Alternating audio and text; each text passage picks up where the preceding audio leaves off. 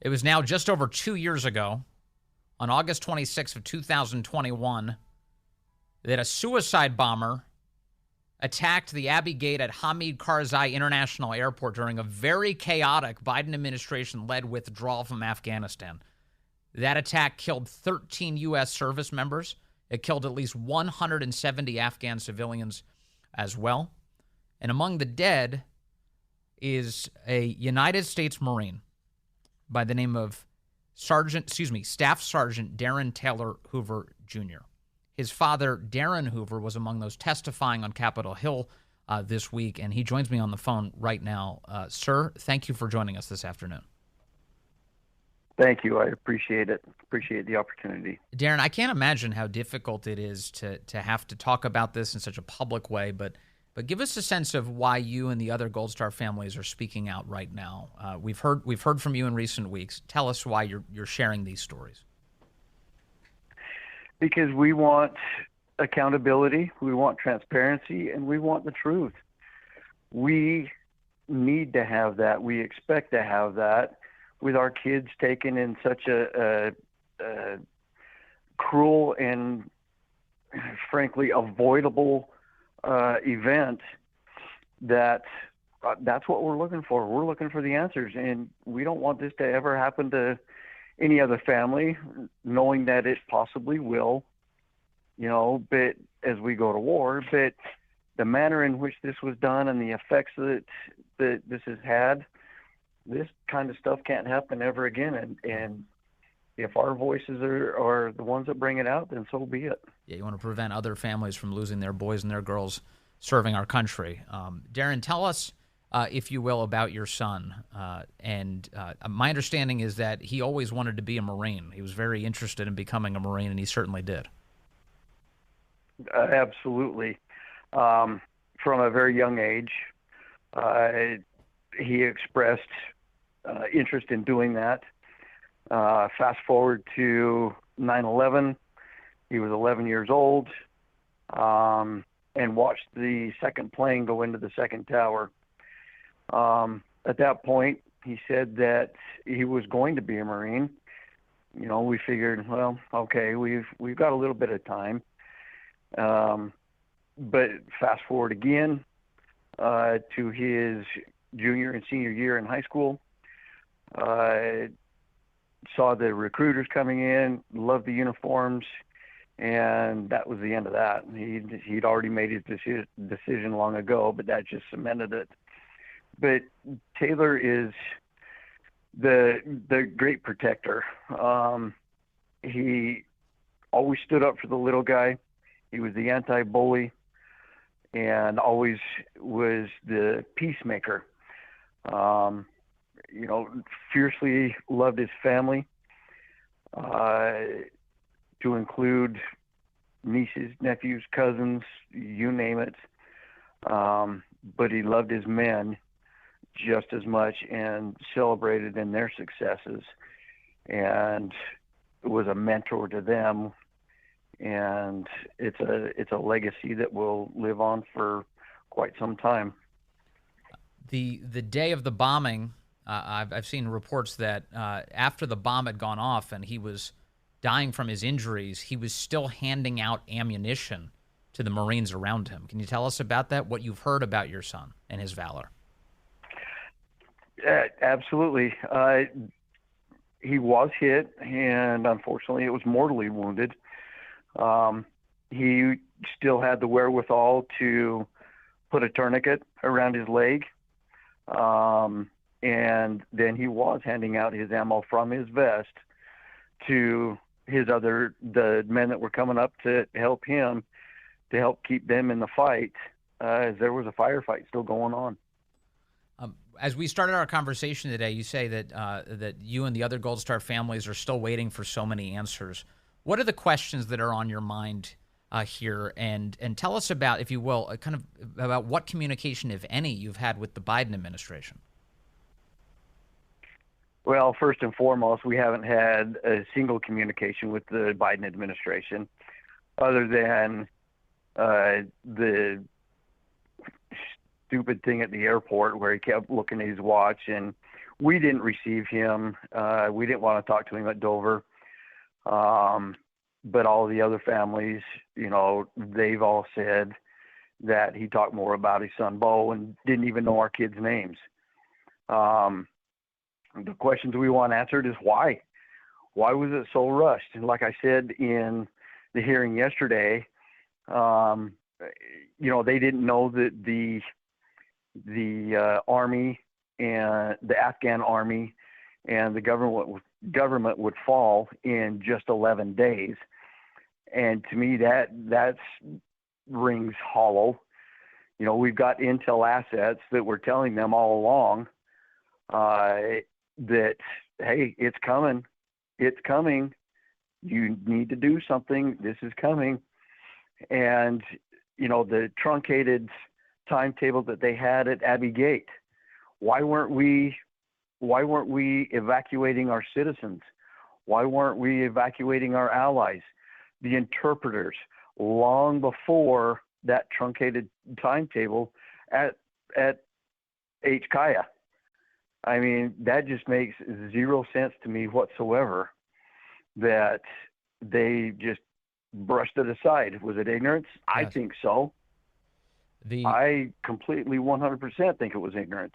One of the things we've learned since that time, Darin Hoover, again, a Gold Star father here speaking to Darin Hoover, sir, is that apparently the decision to abandon Bagram led to the Taliban, of course, taking over that airbase and subsequently releasing the prisoners that were held there, including ISIS-K terrorists. One of those terrorists is believed to have been the suicide bomber who attacked that Abbey Gate. So all of that adds up to just a horrific series of events. In learning that, what did you think to find out that detail? That infuriates me. Bagram was given up on July 1st. 6 weeks or so before the hurried and rushed evacuation process that was put into place at H. Kaya. And, to release those prisoners, what did we think was going to happen? We've been fighting the Taliban and ISIS for the entire 20 years. What in the world did they think they were doing? Putting the Taliban in charge of our kids for their safety and security? Come on now.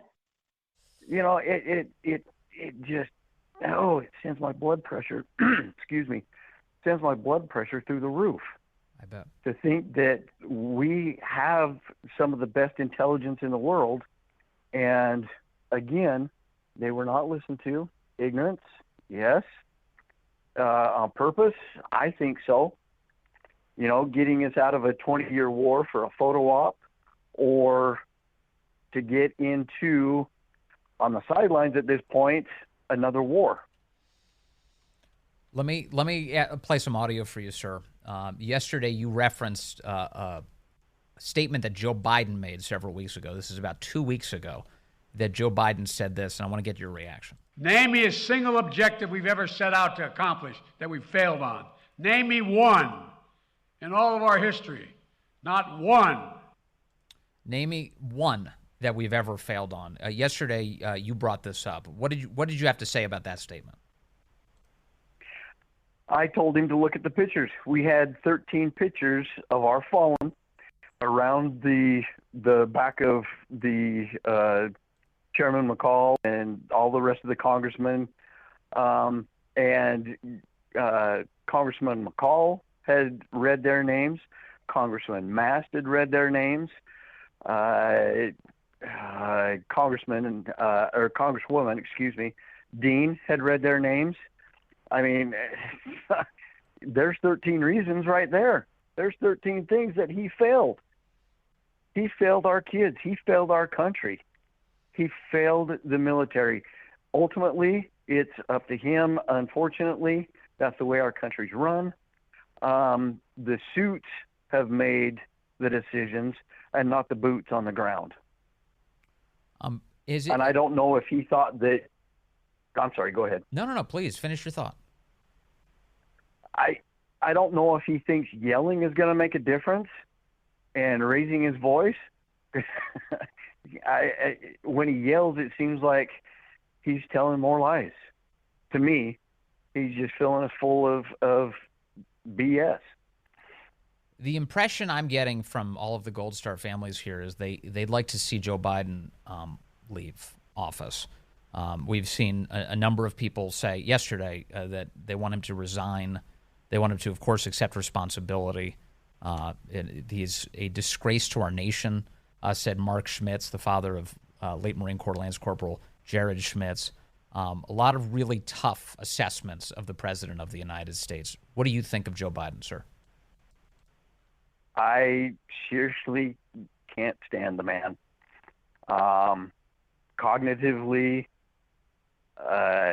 compromised, morally compromised. He spent 50 years in the Senate, the vice president, and now the president. Everything it all leads up to one thing. He's not capable and not fit to be in the office that he is. Sir, Darin Hoover is our guest. Again, a Gold Star father, the father of Marine Corps Staff Sergeant Darin Taylor Hoover, Jr. My understanding is that there has been a meeting arranged with the former president of the United States, a man who's hoping to become president again, Donald Trump. Are you going to be part of that meeting, sir? I will. Let me correct you just one thing. Take the junior off of Taylor's name.